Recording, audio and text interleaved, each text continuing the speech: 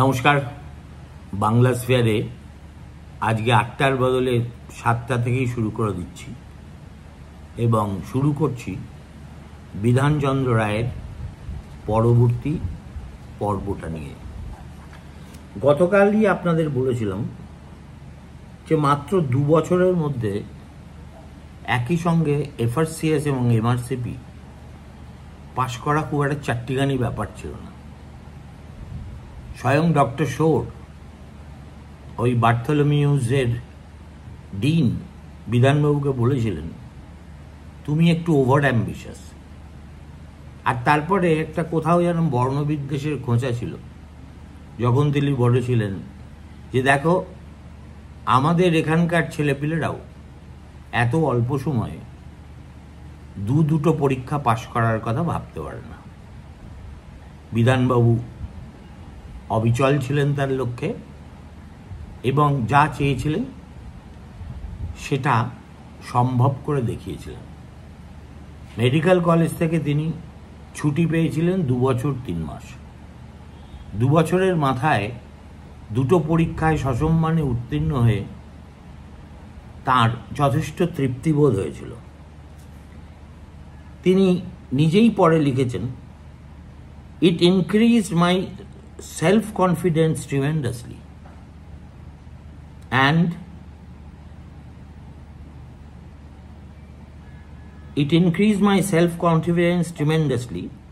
and I often felt the correctness of the adage, man can do whatever man has done, provided that whatever his hands findeth is done with all his might.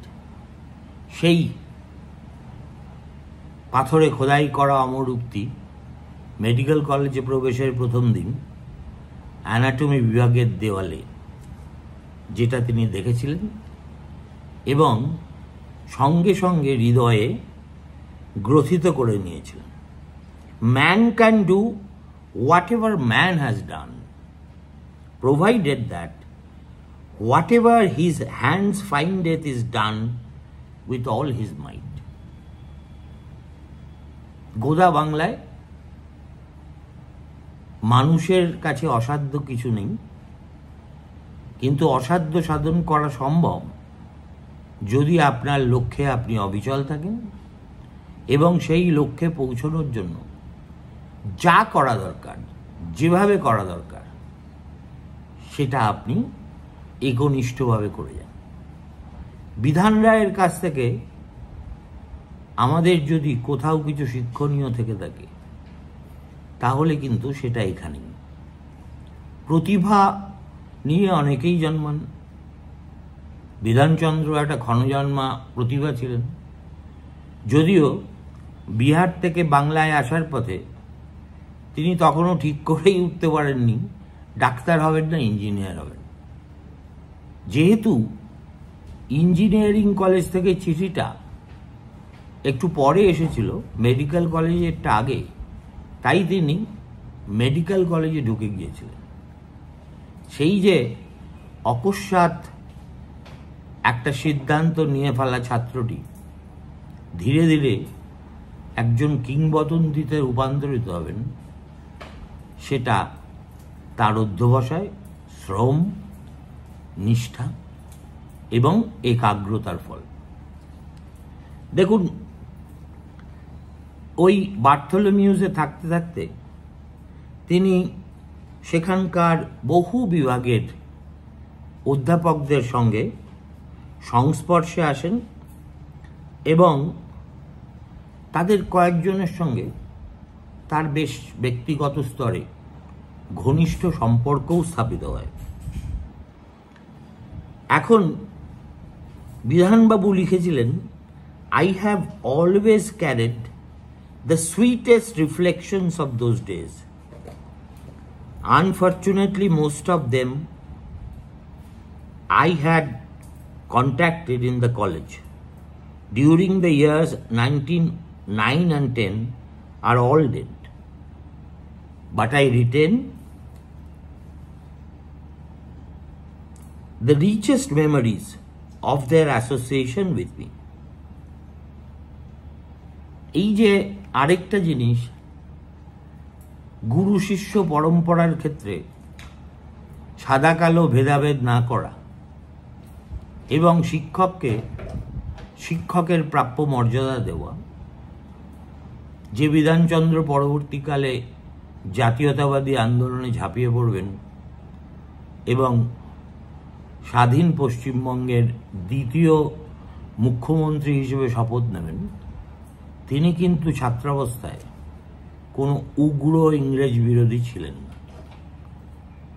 সেটা নিয়ে আমি আগেও চর্চা করেছি, হয়তো আগামীকাল আবার করব।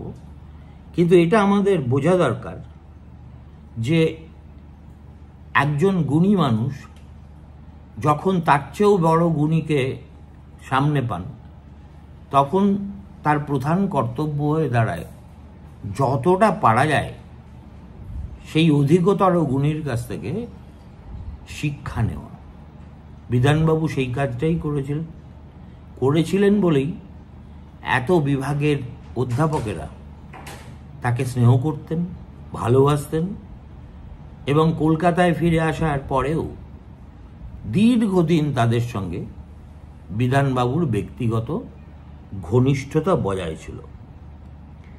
এখন এই যে একই সঙ্গে এফআরসিএস এবং এমআরসিপি হতে গিয়ে বিধানবাবুর কিন্তু ত্রাহি মধুসূদন অবস্থা হয়।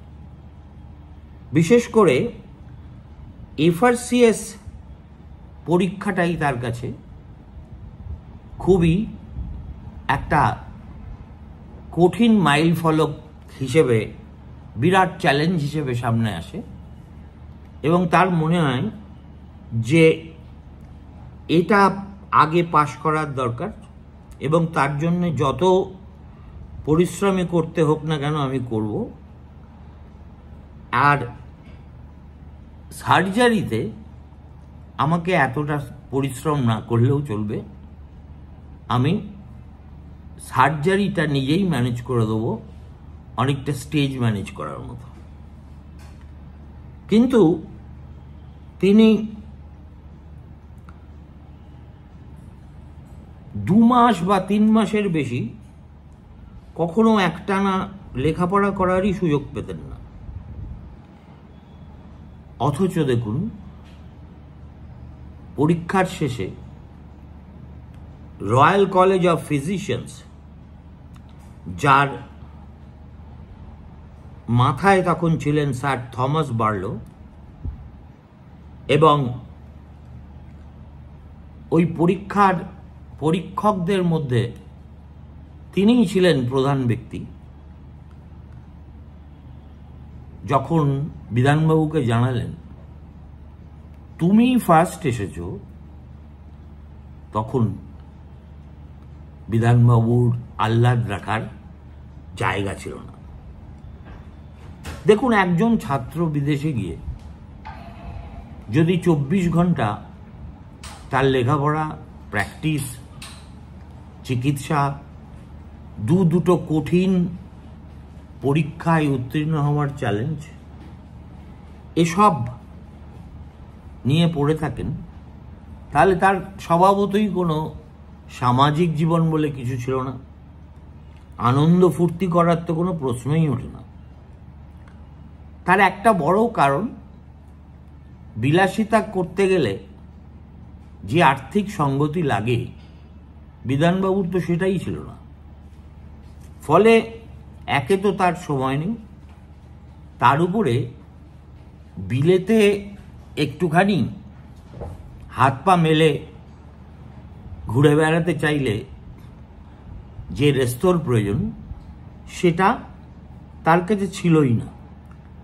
অতএব কোনো রকম কমপ্লেন না করে তিনি এই লেখাপড়ার মধ্যেই নিজেকে ডুবিয়ে দিয়েছিলেন।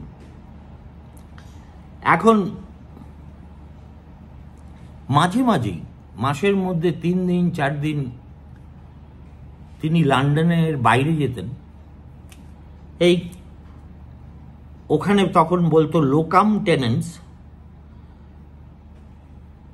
সেটা হচ্ছে কেউ যদি ছুটিতে বাইরে কোথাও যায়, তাহলে তার বাড়ির তত্ত্বাবধান করা অল্প সময়ের জন্য এবং তার বিনিময়ে কিছু অর্থ উপার্জন করা। এই ক্লেশের ফলে তার কিছুটা আর্থিক সুরাহা হয়েছিল, কিন্তু যেটা সবচেয়ে বড় কথা, যে বাড়িতে গিয়ে তিনি উঠেছিলেন তার বাড়িওয়ালি বিধানবাবুকে এতটাই স্নেহ করতে শুরু করেন এবং তার কৃতজ্ঞতা পাশে আবদ্ধ হন যে মাসে মাত্র 3 পাউন্ড বিধানবাবুর কাছ থেকে বোর্ড অ্যান্ড লজিং বোথ, তার বাইরে তিনি আর কিছু চাননি। ভদ্রমহিলা বিধানবাবুর প্রতি এই দুর্বলতা দেখিয়েছিলেন কেন? তার কারণ ছিল তার একমাত্র কন্যা যখন একটি কঠিন অসুখে পড়ে, বিধানবাবু তার পাশে বসে 3-4 দিনের মাথায় তাকে সারিয়ে তুলেছিলেন। কন্যার জন্য মায়ের যে আকুতি, বিধানবাবু সেটা মর্যাদা রেখেছিলেন বলে যতদিন তিনি বিলেতে ছিলেন ততদিন এই ভদ্রমহিলা কখনো জোর করে টাকা যাননি। 2-1 মাস টাকা দিতে দেরি হলেও কোনো প্রশ্ন করেননি। সুতরাং 16 শিলিং ছিল প্রতি সপ্তাহে ভাড়া, যেটা দাঁড়ায় তৎকালীন 3 পাউন্ড প্রতি মাসে, এবং 2 বছর 3 মাস এইরকম একটা সুবিধে যদি কেউ পেয়ে যায় তাকে তো মস্ত ভাগ্যবান বলতেই হবে। আসলে বিধানবাবুর জীবনী পড়তে পড়তে আমার বারে বারে মনে হয়েছে, ইংরেজিতে একটা কথা আছে, ফরচুন ফেভার্স দ্য ব্রেভ। ভাগ্যদেবী আসলে সাহসীদের সহায় হন। এই যে কলকাতা থেকে যাওয়া, কোন কলেজে ভর্তি হবেন সেটা নির্দিষ্ট না করে, যথেষ্ট টাকা পয়সা পকেটে নেই, তবু ধনুর্ভঙ্গ পণ আছে, সেই পণকে সম্বল করে যিনি এই পরিশ্রম করতে পারেন, ভাগ্যদেবী তো তার সহায় হবেনই। সুতরাং it was a case of fortune favouring the brave. এখন যেহেতু তিনি এমআরসিপি এবং এফআরসিএস দুটোই পাশ করে গিয়েছিলেন 1911 সালের মে মাসের মধ্যে, এই বছরই কিন্তু ইংরেজরা তাদের রাজধানী কলকাতা থেকে দিল্লিতে স্থানান্তরিত করেছিলেন। সেই দৃশ্য কলকাতায় বসে বিধানবাবু চাক্ষুষ করেছিলেন কি করেনি আমি বলতে পারবো না, কিন্তু কলকাতার ইতিহাসে এই 1911 সালটা খুবই গুরুত্বপূর্ণ। কেননা একবার রাজধানী অন্যত্র চলে গেলে যে শহর ছেড়ে ঘটনাটা ঘটছে তা নানাভাবে দুর্বল হয়ে পড়ে, হয়েও ছিল তাই। একদিকে আমাদের দেশের বাণিজ্যিক রাজধানী হিসেবে ধীরে ধীরে মাথাচাড়া দিচ্ছিল বম্বে, আর রাজনীতির রাজধানী হিসেবে দিল্লি। সুতরাং ওই যে জোপচার্নক আসার পর থেকে এতজন গভর্নর জেনারেল পার করে বাঙালি ইংরেজ শাসনের যে সুফলগুলো পেয়েছিল 1911 সালের পর তা ধীরে ধীরে অস্তমিত হতে থাকে। তবু শিক্ষা, জ্ঞান এমন বস্তু যা পুঁজি করে সারাটা জীবন কাটানো যায়। বিধানবাবু আমার মনে হয় তারই একজন জ্বলন্ত দৃষ্টান্ত। কলকাতায় ফেরার আগে হঠাৎ তার মনে হলো যে একবার যাওয়ার আগে ওই বার্থোলোমিউজের ডিন ডক্টর শোরের সঙ্গে তার দেখা করা উচিত এবং তাকে কৃতজ্ঞতা ও ধন্যবাদ জানানো উচিত। এখন দেখা করার সঙ্গে সঙ্গে ডক্টর শোর তাকে কি বলেছিলেন সেই অভিজ্ঞতার কথা বিধানবাবু নিজেই লিখে গেছেন। তিনি বলেছেন, doctor Roy, I am really ashamed of my conduct in not admitting you into this institution when you came to me first. দেখুন, চরিত্রের উদারতা, দার্ঢ়তা কোন বিন্দু পর্যন্ত পৌঁছলে সমস্ত ইগো হজম করে অত বড় একটা মেডিকেল কলেজের ডিন অকপটে স্বীকার করতে পারেন যে গোড়ায় বিধানবাবুকে কিছুতেই এই প্রতিষ্ঠানে ঢুকতে দিতে না চেয়ে তিনি ঘোরতর একটা অন্যায় করে ফেলেছিলেন। এটার জন্যে কিন্তু সমুদ্র সম হৃদয় লাগে এবং বিধানবাবু, আমার ধারণা, সেই হৃদয়টা ওই বিলেতে এবং কলকাতায় সাহেব ডাক্তারদের সংস্পর্শে এসেই নিজের হৃদয়ও প্রসারিত করতে চেয়েছিলেন। তারপরে তিনি বলছেন, I had rejected your application because I felt as you came from Bengal and our experience with other Bengali students had not been very happy that you might, if admitted, lower the tradition of this college. এ বড় সাংঘাতিক কথা। Doctor শোর বলছেন, আসলে যেই আমি শুনলাম তুমি বেঙ্গল থেকে এসেছো এবং বাংলা থেকে আসা ছাত্রছাত্রীদের নিয়ে আমাদের অভিজ্ঞতা খুব ভালো নয়, অতএব আমার মনে একটা আশঙ্কা হয়েছিল যে তুমি ভর্তি হলে হয়তো আমাদের এই প্রতিষ্ঠানের যে ঐতিহ্য এবং গৌরব তার সমকক্ষ হিসেবে নিজেকে তুমি তুলে ধরতেই পারবে না। সেই কারণেই আমি বারে বারে চেষ্টা করছিলাম যাতে এই প্রতিষ্ঠানে তোমার জায়গা না হয়, কিন্তু তোমাকে আজকে জানাতে পেরে আমার খুবই ভালো লাগছে যে আমার শিক্ষক জীবনে সম্ভবত তুমি হাতে গোনা 2-4 জনের মধ্যে একজন যে এত দূর বয়ে এসে এমআরসিপি এবং এফআরসিএস এত অল্প সময়ের মধ্যে সসম্মানে উত্তীর্ণ হতে পেরেছ। সুতরাং আমার অতীতের আচরণের জন্য আমি তোমার কাছে ক্ষমা প্রার্থী। এবার তোমাকে একটা কথা দিই যে তোমার সুপারিশপত্র নিয়ে ভবিষ্যতে কেউ যদি আমাদের এই প্রতিষ্ঠানে ভর্তি হতে চায়, আমি তাকে কোনো প্রশ্নই করব না, সঙ্গে সঙ্গে ভর্তি করে নেব। যেমন কথা তেমনি কাজ। এটা তো আমাদের মতো ফলস প্রতিশ্রুতি দেওয়ার ব্যাপার নয়। ফিরে আসে কত অসংখ্য ছেলেকে এই বার্থোলোমিউজে সুপারিশপত্র দিয়ে বিধানবাবু পাঠিয়েছিলেন তার ইয়ত্তা নেই।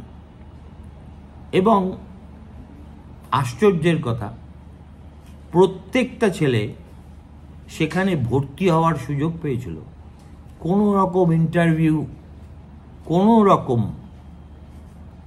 পূর্ব প্রক্রিয়া ছাড়াই। অর্থাৎ ডক্টর শৌর যে বলেছিলেন, তোমার সুপারিশ নিয়ে যে আসবে এই কলেজের দরজা তার জন্য খোলা, তাতে কিন্তু তিনি কোনো ব্যত্যয় করেননি। এখন এই যে পশ্চিমবঙ্গে সে সময় যারা চিকিৎসক হিসেবে খুব খ্যাতি অর্জন করেছিলেন, এখন তাদের মধ্যে অনেকে এই বিলেতে গিয়ে এই বার্থোলোমিউসে ভর্তি হয়েই আসল যে প্রশিক্ষণ সেটা লাভ করেছিলেন। এখন তার মনে হয় যে জীবনের এই প্রাপ্তিটা তার যে কৃচ্ছ সাধনের ক্লেশ, গ্লানি, অর্থাভাবের যন্ত্রণা, এই সব কিছু ভুলিয়ে দিতে পেরেছিল। আজকে এ পর্যন্তই থাক, কালকে আবার না হয় গল্প টেনে নেওয়া যাবে। নমস্কার, ভালো থাকবেন।